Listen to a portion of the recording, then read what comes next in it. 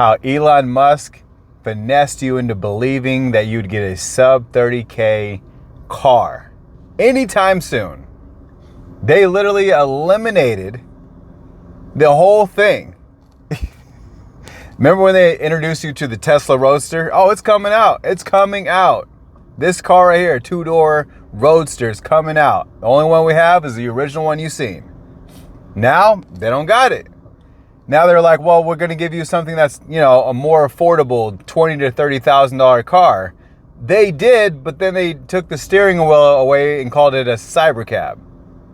So now everybody out here who's wanting a Tesla between $20,000 to $30,000 is going to have to go to the used market. They're not going to find this. They could have easily put a steering wheel and made it possible for you to be able to hold on real quick.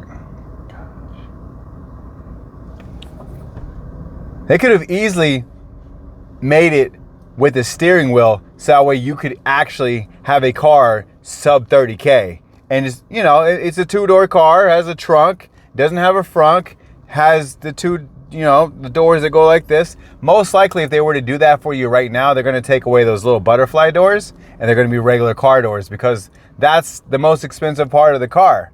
Everything else is pretty stripped down, And I don't know if they're using, is it stainless steel? Is it just shiny aluminum, like alloy? Like, what is it? Like, what is the car even made of? Yes, it does look futuristic, or does it really just look like a smaller version of a Cybertruck? I don't really know.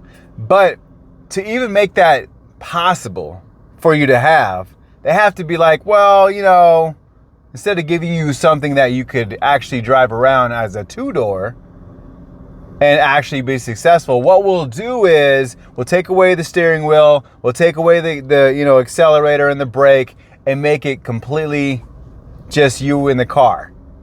So you can get your work done, so you can do all these things. There's no one I ever met that said, yeah, I was able to get all of my work done. Like, literally, I've never seen anyone talk about how much work they got done from doing this. Isn't that weird? Like, oh, I got all this work done from sitting in my car. No, people don't sit in their car and do work. It just doesn't make any sense. It's, it's distracting to be in your car. People like to be sitting in desk chairs, their house, their bed, somewhere other than their car. No one's gonna, like the commercial for it shows people drawing on an iPad and doing all these things and having all this fun. The only time it's gonna be fun is when you haven't ridden in it before. Just like the Waymo. If you've never been in the Waymo, you're going to be out there taking pictures. You're going to be filming. You're like, wow, look at me. I'm in the Waymo. It's driving me to wherever I want to go. That's the only time. Other than that, you're not truly going to be caring about being inside this car. If you've been in it a million times, it doesn't matter, right? So, you're not going to sit there and get work done on your way from one town to the next, a 30-40 minute drive. You're gonna be like, oh bro, I got so much done. Oh, all I had to do is jump in the cybercab and just take me all around town. And then where are we gonna charge these things, right? As inductive charging, which is wireless charging, to be able to drive over something and then have it slow charge, because they still haven't figured out how to make the MagSafe, the little mag charger that goes on the back of your iPhone, charge your iPhone fast. It's super hot. It's in there taking forever. And yes, your phone, if you had left it on and you're doing stuff on it, it's going to charge extremely slow compared to a connection, a direct connect, to be able to charge this thing. So I think they need to dial it back and work. And I get, like, I don't know who asked for a cybercab. No, you just mentioned these things. No one said, oh man, you know what you should do? You should build a cyber taxi so that way we can get around town for cheap. No one asked for it. All you got to do is do what we want you to do, which is give us a car between $20,000 to $30,000, just like any other electric vehicle. I think the Chevy Bolt might be that cheap. I'm not sure. I've never looked at those things, but I'm just saying, you can give us a cheaper Tesla without having to go out and get a used Tesla. That's the whole thing. The whole thing is, that's what people have been screaming about ever since you dropped the Model S. You dropped the Model 3. You know what I'm saying? All these right here have already been there. So now you can get a Tesla for cheap off the used market, but your brand new Teslas are going to be anywhere between $35,000 all the way up to $110,000. There you go. And that's how it goes. So I think it's so funny that they finessed you into believing that they're even going to give you a $20,000 to $30,000 car from Tesla. They were like, yeah, we got you. We're going to get you. We got you. Yeah, man, just, give us a little bit of time. We'll be able to do it. No, you're not.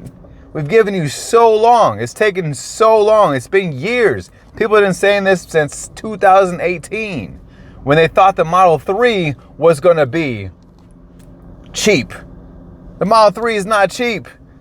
You can get the performance top model right now for $49,000 or the base model for $36,000. That's huge. That's huge. But none of those are down there below $20,000 to $30,000. You're not going to have it. You're not going to have it whatsoever, which is hilarious that the fact that you think that you're going to buy yourself a Tesla for that cheap, unless it's going to be used, have anywhere between 15 all the way to 100,000 miles already on it, which 15,000 miles, that's basically still a brand new car. I'll take that for sure.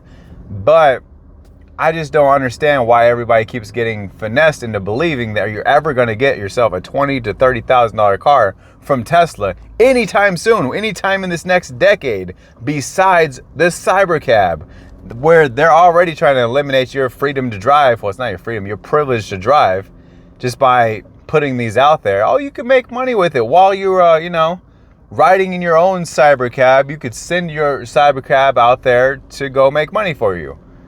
And you have to spend money on that? I think it would be better if you paid into a program versus having to own a they say that you can own a fleet. Any normal Uber driver is not going to be out there owning a fleet of $30,000 cars. They're not. Otherwise, they wouldn't be doing Uber. They would be investing this money into something real already. Like, that's a lot of money. Imagine you said a fleet. What's a fleet? 5? So 5 times 30? Come on now. He's not doing that. He's not doing that. Yeah, spend over $100,000 on that. You're tripping. Anyways, like I said, what do you think about this? What do you think? Do you think we got finessed? I believe we got finessed. I feel like everybody thought we was about to get a $20,000 to $30,000 car, and instead they made it a Cybercab, and they made it unaccessible to anybody who wants to drive it because there's no steering wheel. There's no accelerator. There's no brake pedal.